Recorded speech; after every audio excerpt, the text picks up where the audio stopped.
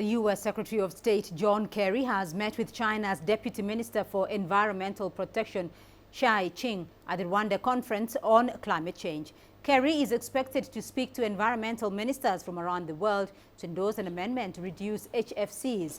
HFCs are the largest contributor to greenhouse gases after fossil fuels. These harmful greenhouse gases are used in fridges, inhalers and air conditioners.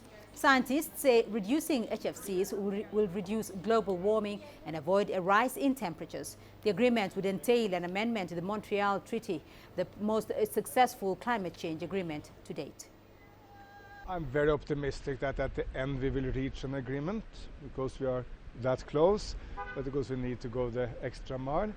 If we make this agreement, this will be one of the most important global meetings in this year, and it will reduce the global temperature rise with half a degree, which may seem limited, which is a huge achievement if we can make it.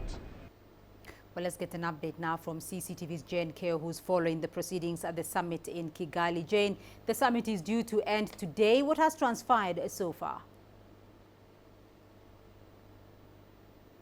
Well, Beatrice, it's all about negotiations that have been taking place here for the last 1 week. But even though in actual fact, discussions around the phasing out or cutting down of HFCs or greenhouse gases have actually been going on for the last 6 years or so. Again, like we've been saying, there's no doubt that a majority of the 197 countries that are signatories to this treaty are in support of this amendment. But the issue still remains, the key issue still remains the baseline. Just when exactly this amendment should come into effect, when exactly the complete phase out or cutting down or freezing of HFCs should happen. Now, of course, and what is turning out, Beatrice, here is it's turning out to be a contest between the developed and developing countries. And like we said, there are huge financial implications, and we've got countries that are already speaking out, countries like India that have come out strongly to demand or call for what they are describing as a balanced agreement, one that will consider the financial implications,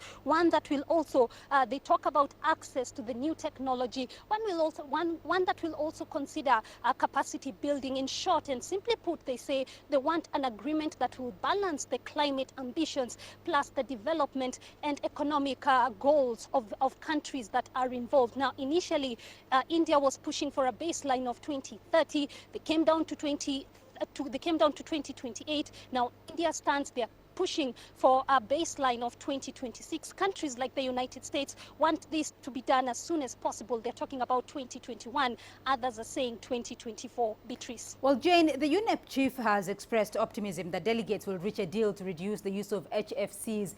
Is that optimism warranted? What hurdles are there still to be overcome?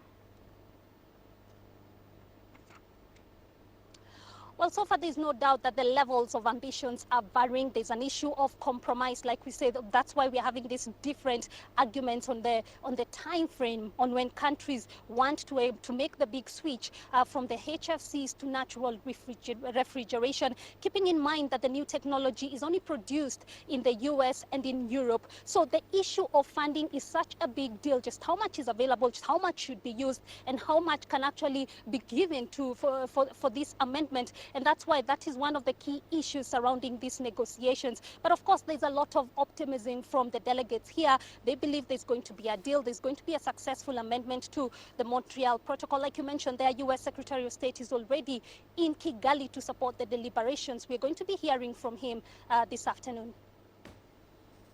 Jane Keo for us in Kigali.